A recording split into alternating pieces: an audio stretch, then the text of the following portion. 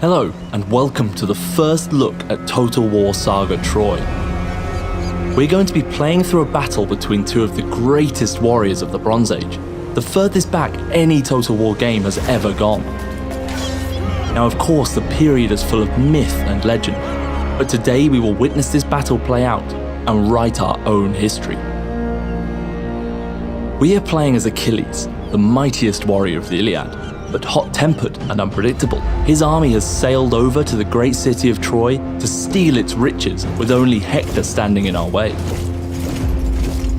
The champion of Troy, Hector, sees an opportunity to take down the enemy of the city and end Achilles' hunt for glory. Seeing that he outnumbers our forces, he has marched out to fight with an army of elite soldiers. We might not be as heavily armored as Hector, but we can use our mobility and guerrilla tactics to finish Hector and take Troy for ourselves. The new battle features added to Troy will make this possible. The battlefields of ancient Greece were predominantly infantry focused. War horses on the battlefield were scarce and mainly reserved for chariots.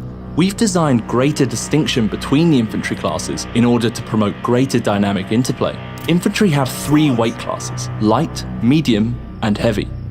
And the differences between them are accentuated from previous Total War titles. We have that full range at our disposal, forming up the anvil we want to hammer Hector's forces against. Greater mass means collisions are more impactful, whereas speed gives flanking a more prominent role to play. Our heavy unit also benefits from having alternate weapon modes. At the press of a button, our renowned Thean spears can put away their shields and become a much more offensive unit.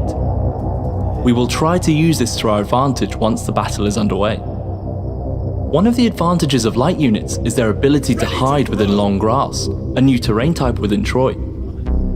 Long grass enables light units to remain hidden from view, enabling you, the player, to use the map in a greater tactical way than ever. We have chosen to hide our Aeginian javelinmen so that they can use their speed plus armor-piercing javelins to flank and destroy some of Hector's greatest warriors.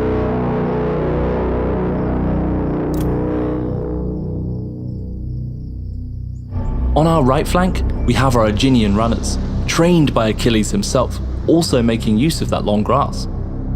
They should be especially effective with their special missile weapon available to them. On our left flank, we are going to use our heavy chariots available to us and herd Hector into our trap.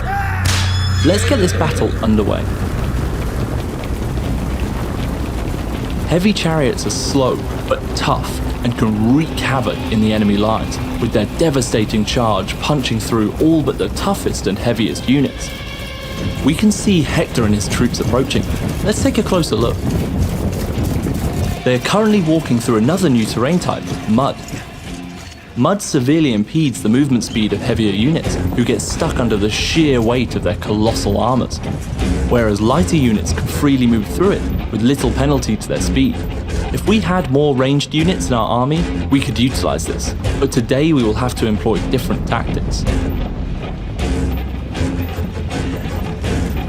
Hector doesn't just have these heavily armored Troy guards at his disposal.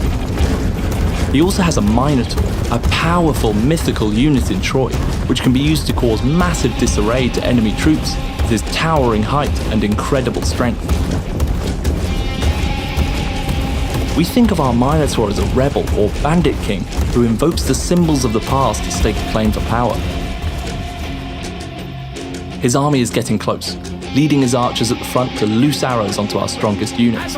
Enter stage 1 of our ambush. We are going to use the Thessalian Marines to cause disarray on their front line, using the move whilst hidden trait. The foe has sighted your hidden units. This enables us to get close to their archers and push them to the rear of Hector's formation, leaving them exposed for a flank. On our retreat, we will take some arrow fire, but this will keep our strongest units at full strength. Our heavy chariots have wrapped around and punched through to completely wipe out the lightweight archer unit. Our right flank is managing to prevent any attacks our enemy Hector had planned, with the light swordsmen holding them in place, and our Aeginian runners using their aforementioned missile weapon to provide range support. Hector's forces are now attacking our front line, including the mighty Minotaur. Your hero is under attack. Achilles has engaged with their unit. Let's put away the shields of our Thean spears and engage on the offensive. Our units are not as strong as Hector's, so they will not hold forever here. We have our javelinmen still hiding in the long grass. Let's move them into the perfect flanking position before our forces flee.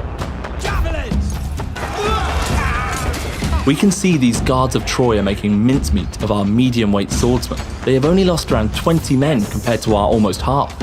Now let's see what happens with a bit of backstabbing.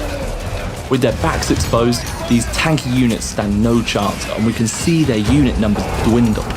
Troy battles can be won and lost in the skirmish. In Troy, some heroes can issue divine challenges on each other. This will issue a challenge on the enemy hero, which will force them into combat with one another. We've decided to draw Hector into combat and end this battle the honourable way.